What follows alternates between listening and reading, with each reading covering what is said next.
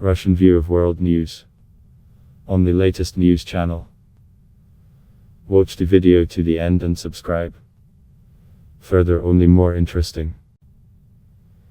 Putin said who will pass the sentence of the current government. The news of the week showed the danger of educated people. Since human intelligence cannot understand Russia, Russia cannot be understood by the mind. Fedor Tyutchev, 1866, Vladimir Vladimirovich Putin said last week that we will develop artificial intelligence. And on the whole, the week passed under the sign of news in the field of mental activity. Humanitarians showed themselves in all their glory. One professor made Russophobian coming out, the other dismembered his student lover. The technical intelligentsia failed to distinguish themselves, they destroyed it earlier. The action of the next Terminator will play out, it seems, in our vastness. The old T-800, wearing Chinese black glasses from the underpass, will creak the bureaucratic doors with his joints and creak, not finding the minister in his place, wheeze, "I'll be back." Officials, having barricaded themselves in the cellars with tons of decrees and other regulatory documents, organize resistance and open the hunt for intelligent cause, hammering them like mammoths with holes. Laughter, laughter, but let us listen to the president. Artificial intelligence technologies allow us to get rid of the inertia and slowness of the bureaucratic machine, dramatically increase the transparency and efficiency of administrative procedures. It sounds alarming for the current system. And now, the main thing, because only in this case, the introduction of AI at people will see what and how the government is doing. But this is a verdict. If people see what and how powered is, do you think the national project artificial intelligence will work for us? Given that it will be written by the very authority whose sentence he passes. Although the project, for sure, will be beautiful as a candy wrapper. And about as useful. In order not to be unfounded. There is a national project demography and a presidential decree in May. According to these documents, we must breed like rabbits and by 2024 reach the sustainable natural growth of the population. But here in the week the accounts chamber says it won't work out. No matter how you twitch, Russia is dying out, even migrants cannot save. Presidential spokesman Dmitry Peskov comments, "Yes, we knew these numbers, nothing unusual, two demographic pits converged, one from the war still, the other from the 90s. Well, I didn't remember the Battle of Kulikovo. But only if they knew why to draw unrealizable plans in a project. Because it's beautiful. A candy under a candy wrapper will be, ha." The joke of the week, of course, was the following. "Hello, is this the laundry room? Slobber. This is a higher school of economics." Actually, the story of the philologist Uzanov, who spoke about foul Russian, in fact, about his professorial attitude to the country, it makes no sense to retell. But then it was more fun. The stronghold of freedom and liberalism, he convened an extraordinary party. Oh, it is not called that, but doesn't he change the essence meeting, where the philologist was branded a shame and called to apologize. But the he meeting is not Ramzan Kadyrov for you and Mr. Uzanov sent them away. I am not going to apologize to those who don't understand my Russian language. Why so impudent? Very simple.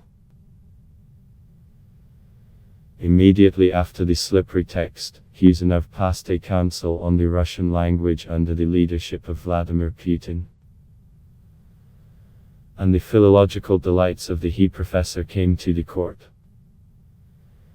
The president at the council and cave Russophobes remembered and generally told how the language is important for our country. The main thing on this advice, however, was not a direct statement to the language.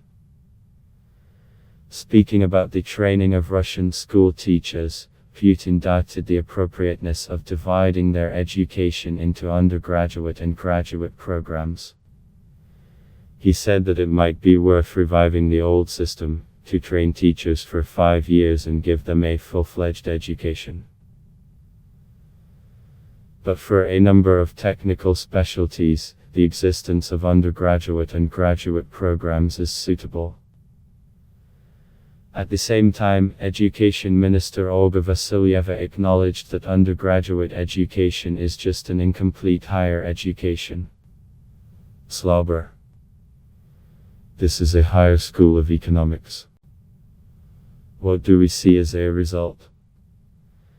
As for the technical intelligentsia, which has always been the pride of our country and completely destroyed by all these effective managers, graduates, including there is somehow no desire to revive. Because an engineer who is capable, for example, of not only designing an aircraft engine, but also explaining why it is not necessary to push an imported engine into our aircraft, is dangerous for the manager. What is needed is not creators who remember what the motherland is, but creators. Well, and to finish with the topic of education, 2 figures voiced during the week by Vasilyeva herself. 60% of schools in Russia are dilapidated. 25% of teachers are pensioners. There are not enough teachers, so much that a bill is being prepared that allows students of pedagogical universities and colleges to teach in schools. It's just that for us, any optimization for some reason means a reduction in employees and an increase in the number of managers. In schools, they are so optimized that for sure somewhere physical education leads physics. Why not? In tune with the same. Now let's listen to Chubai. A documentary entitled Death of an Empire about the collapse of the USSR was released this week. Anatoly Borisovich says that the whole country, with the exception of several 100,000 idiots, understood that it was built on lies, from beginning to end. After the film was released, the head of Rusnano Anatoly Chubai called his phrase about Soviet citizens taken out of context. Let's say. But in the same film, he says that the essence of Soviet man is to receive money and do nothing. This is the essence of Soviet man, the essence of Soviet power. An idiot works. Maybe this means that we now have the Soviet power in the Chubai reading.